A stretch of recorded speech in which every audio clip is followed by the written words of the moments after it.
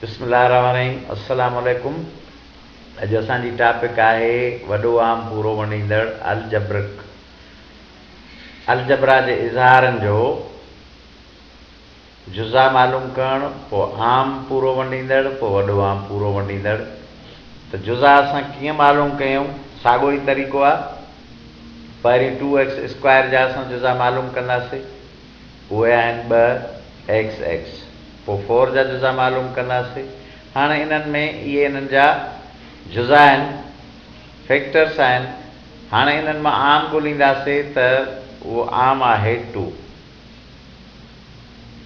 इन मां मालूम थियो त 2 जेको आहे उहो वॾो आम पूरो वंडींदड़ आहे। GCF आहे 2x² - 4 जो। 2x² - 4 असां 2 रखियासीं। हाणे जीअं त 2 आहिनि, इन्हनि मां हिकिड़ो असां आउट कंदासीं। ही जुज़े जी आख़िरी ऐं हतमी शिकिल आहे।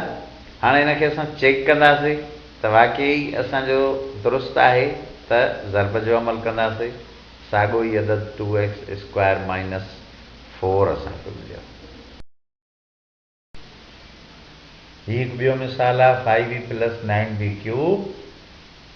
साॻे ई तरीक़े सां जीअं अददनि जा असां जुज़ा कढंदा आहियूं, हीअ असां आम जुज़ा कढिया 5 × b, 3 × 3, b × b × b। हाणे हिन मां आम ॻोल्हींदासीं। जेको आम आहे ॿिन्ही में कामन आहे, उहो आहे b। त हिननि ॿिन्ही जो जेको वॾो आम पूरो वंडींदड़ थींदो, उहो थींदो b। हाणे ॿी ॿिन्ही सां असां रखे ज़रब कंदासीं त जवाबु मिलंदो।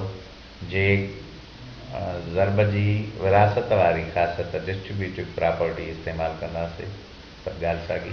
हीअ असां बी अकेलो करे रखियो, ॿिन्ही खे ज़रब कंदो।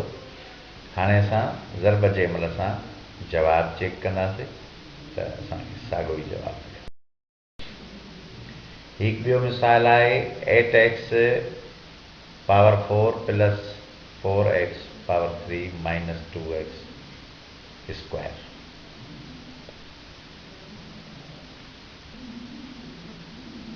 8x ^ 4 जा असां जुज़ा कढियासीं, 4x³ जा जुज़ा कढियासीं, 2x जा।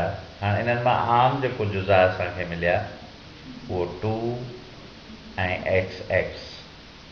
हाणे इन्हनि जी जे ज़रब कंदासीं, जीअं असां अददनि में कंदा आहियूं, ज़रब कंदासीं त 2x² वॾो आम पूरो वंडींदड़ आहे 8x ^ 4 + 4x³ - 2x²। विरासत वारी ख़ासियत इस्तेमालु कईसीं। जे असां हिनखे ज़रब कंदासीं त असांखे वॾे आम पूरे वंडींदड़ सां त साॻियो ई जवाबु मिलंदो। हिकिड़ो मिसाल ॿियो, हिते रक़मूं कुझु चेंज आहिनि, पर हिते हिकिड़ी शइ आहे त s + 5, s + 6 कामन आहे।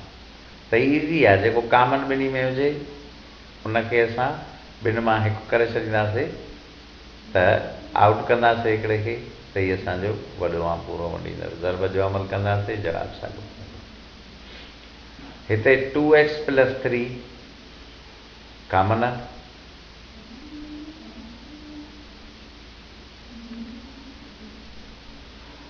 उनखे आउट कंदासीं, असांखे वॾो आम पूरो वंडींदड़। हीअ असां वटि टर्म्स आहे, इज़हार आहे 6h ^ 4 - 4h³ + 12h - 8। इन्हनि खे असां ॿिनि ग्रुपनि में कंदासीं।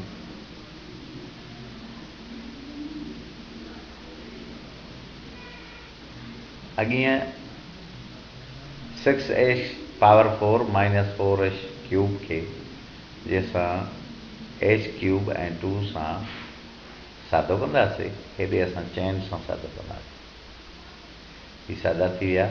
3h माइनस 2 3h माइनस 2 ॿ दफ़ा आहे, हिकिड़े खे असां आउट कंदासीं त असां वटि जेको जवाबु ईंदो उहो हिन खे जे असां ज़र्ब कंदासीं त असांखे साॻियो ई जवाबु मिलंदो।